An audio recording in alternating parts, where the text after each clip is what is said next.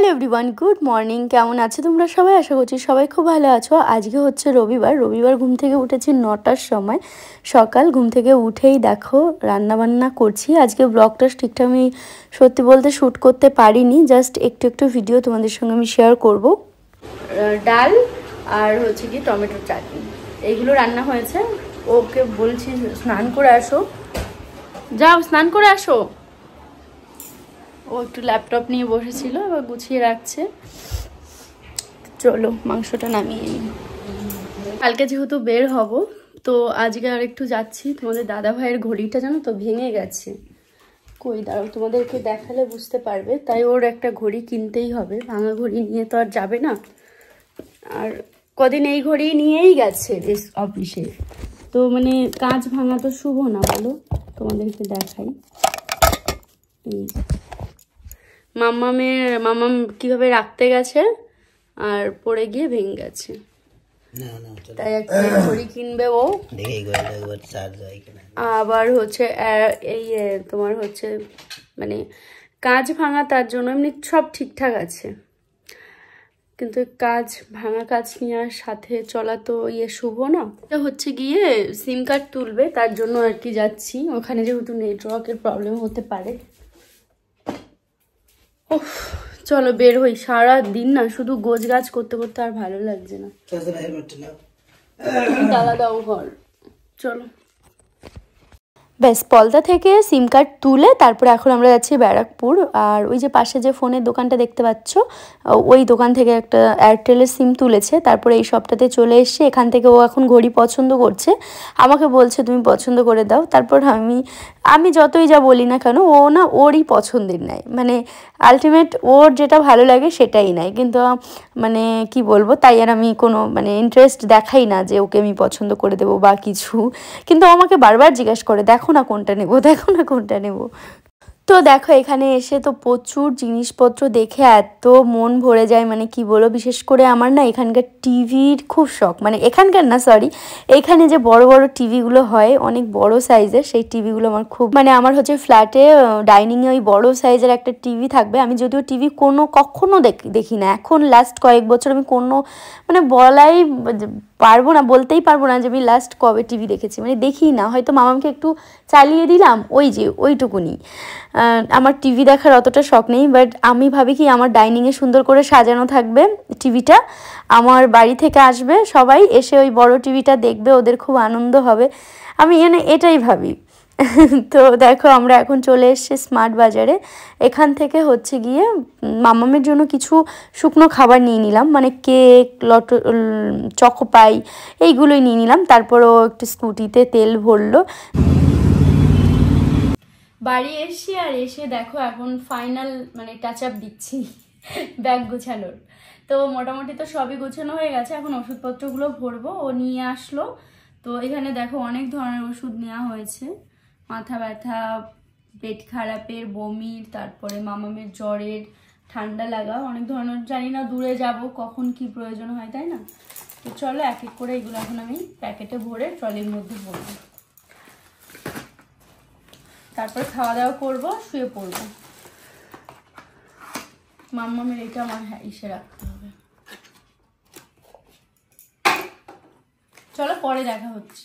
এবার আমি তোমাদের সঙ্গে আমাদের কটা ট্রলি হলো সবটা শেয়ার করছি। চলো, যে একটা ট্রলি বড় সাইজের, আর ওই যে একটা ট্রলি লাল কালারে দেখতে পাচ্ছ, ওটা তো নতুন কিনেছি। এটা আমার বিয়ের ট্রলি, 5-6 বছর হতে গেল এই ট্রলিটার বয়স।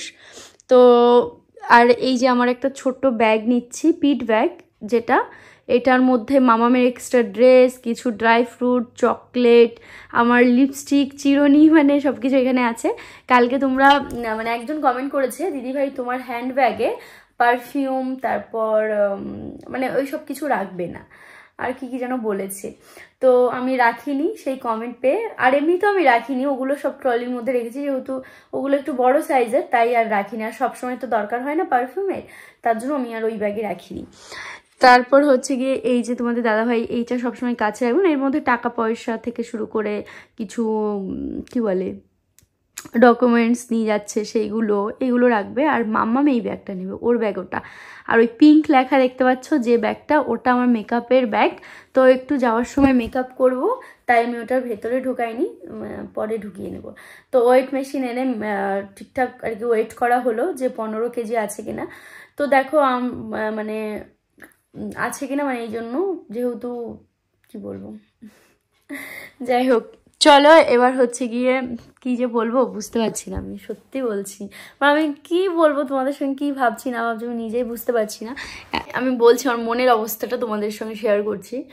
এতদিন তো খুব মানে খুশি ছিলাম, ঘুরতে যাবো, ফাইনালি যখন কালকে ডেট চলে এসছে, আমার না কেন জানি না মনে হচ্ছে আমি সবাইকে ছেড়ে যাচ্ছি এতটা দিনের জন্য, কি হবে না হবে কোনোদিন যাইনি, এবং মানে কি বলবো ফার্স্ট ফ্লাইট আমার, মানে একটু না কিরকম লাগছে মন থেকে, মানে ভালো লাগছে কিন্তু তার মধ্যে আমি বুঝাতে পারবো না কেমন লাগছে।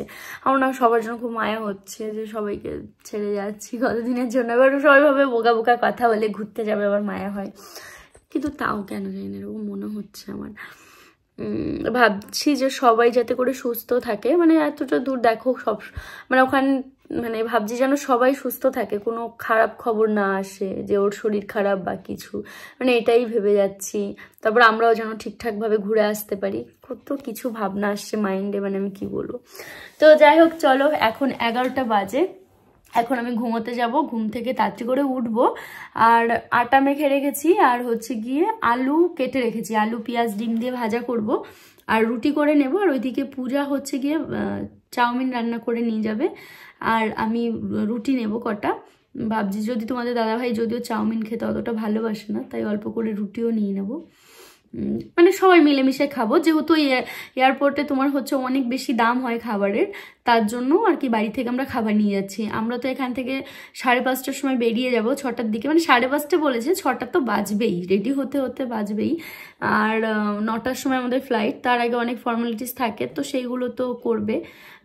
আর যদিও আমি ভালো জানি না, প্রথমবার যাচ্ছি, দেখবো জানবো, তাই না, কিন্তু শুনেছি সবকিছু, শোনা কথা, তাই তোমাদেরকে বলছি। তো যাই হোক চলো, আজকে ব্লগটা আমি খুব ছোট একটা ভিডিও তোমাদের সঙ্গে শেয়ার করলাম, কালকে দেখা হবে সুন্দর একটা ব্লগে। সবাই প্লিজ পাশে থেকো। আমি ভিউজ অনেকটাই কমে গেছে আমার চ্যানেলে, জানি না কেন, ফেসবুকে সব আপডেট আগে থেকে দেখে নিচ্ছে, তাই আর লং ভিডিও মানে দেখার ইন্টারেস্ট নেই কারোর। আর তাছাড়া লং ভিডিও এখন কেউ পছন্দও করছে না, এখন সব শর্ট ভিডিও পছন্দ করে। বাট হ্যাঁ, কয়েকজন ভালোবাসার মানুষ আছে যাদের জন্য ভিডিও দিই, তারা কন্টিনিউ আমাকে কমেন্ট করে এবং হচ্ছে ভিডিও দেখে।